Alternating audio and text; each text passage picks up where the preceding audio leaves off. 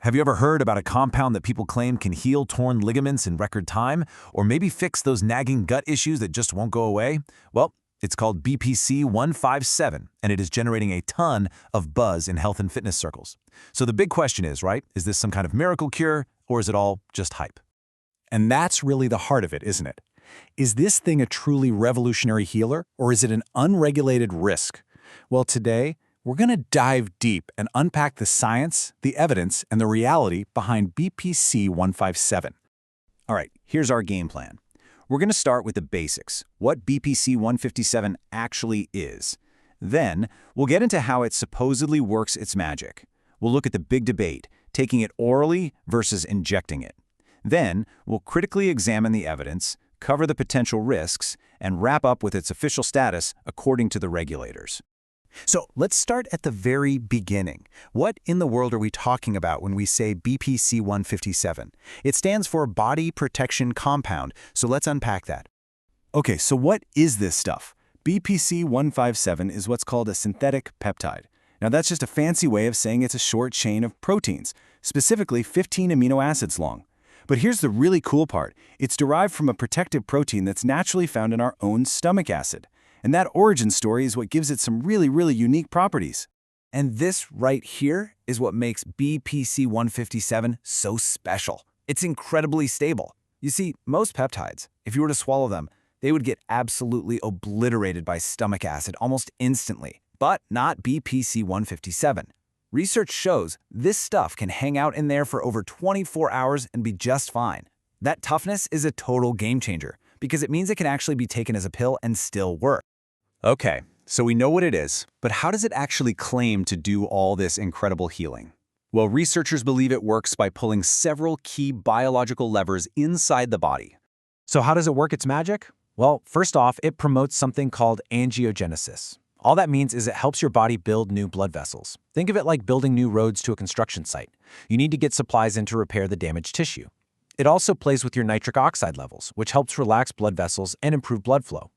Then it calls in the cavalry, the body's little construction worker cells called fibroblasts, and tells them to get to the site and start rebuilding. And finally, it basically makes your cells more sensitive to growth hormone, putting them on high alert for repair signals.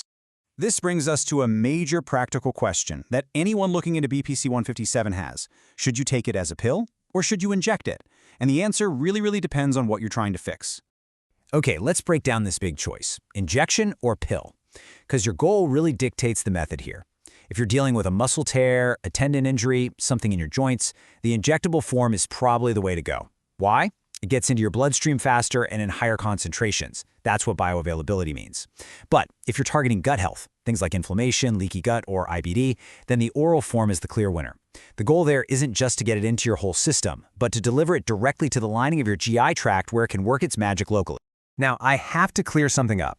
There's this really common idea that you need to inject BPC-157 as close to your injury as possible. But as Dr. Drew Timmermans points out here, that's just a huge misconception. It's basically bro science. Once you inject it, it gets absorbed into your bloodstream and goes to work systemically throughout your whole body. So where you stick the needle might not matter nearly as much as people think. Okay, if you were even thinking about the oral route, you have to listen to this, because this is probably the single most important detail. Not all oral BPC-157 is created equal, not even close. The standard version, which is called the acetate salt, is pretty much useless as a pill. Your body absorbs less than 3% of it. But this other form, the arginate salt, is a whole different ballgame. It can boost that absorption to over 90%. So let me be crystal clear. If you're taking it orally, you have to make sure it's the arginate salt.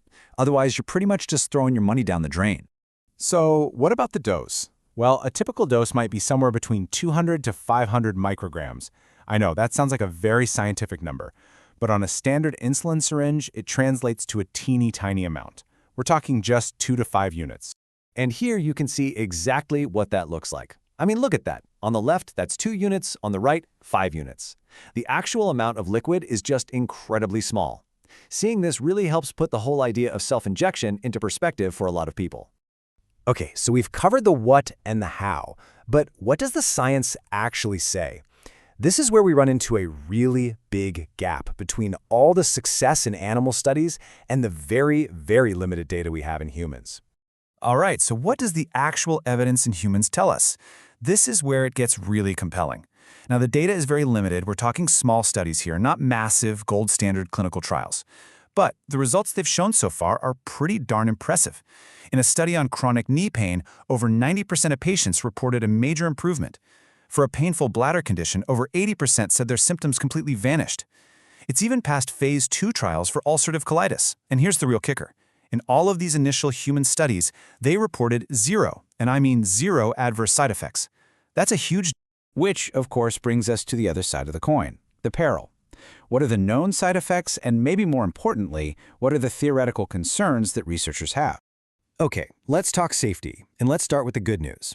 In animal studies, BPC-157 appears to be incredibly safe. I mean, it's so safe that its own discoverer notes that researchers couldn't even find a dose high enough to be lethal. They just couldn't give the animals enough of it to cause harm.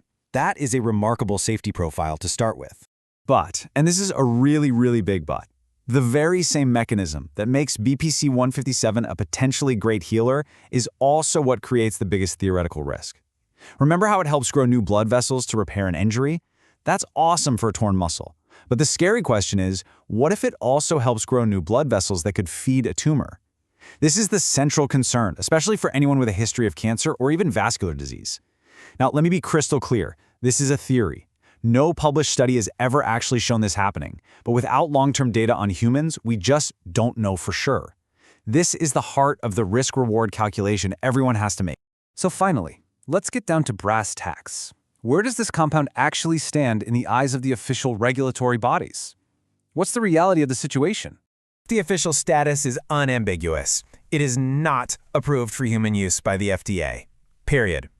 It's also on the banned substance list for the World Anti-Doping Agency, which means competitive athletes absolutely cannot use it. And legally, it can only be sold as an investigational or research chemical, which comes with a label that explicitly says, not for human consumption. So, we're left with this central tension. On one hand, you've got compelling animal data, and these small but really promising human studies that suggest it's a powerful healing agent with a pretty high safety profile. But on the other hand, you have a total lack of large-scale human trials, a serious theoretical risk that we can't ignore, and a very clear hands-off stance from every major regulator. The promise is huge, but the peril, for now, remains very much undefined.